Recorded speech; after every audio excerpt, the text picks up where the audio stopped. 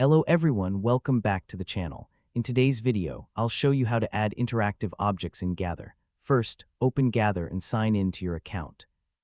After logging in, enter your workspace. To add new objects, click the Customize button and then open the Build tab.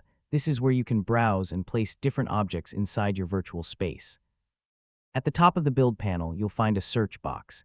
You can search for different objects such as tables, chairs, plants, whiteboards, televisions, games, and many other items. After selecting an object, place it anywhere in your workspace. You can decorate your office, meeting rooms, classrooms, or event areas using these objects.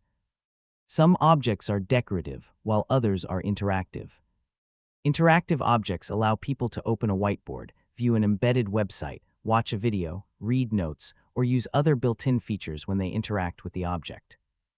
In this demonstration, I'm simply showing how to access the Build panel and choose objects.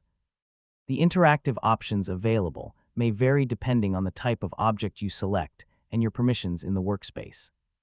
If you're the space owner or have build access, you can continue adding, moving, or removing objects whenever you want to customize your Gather office.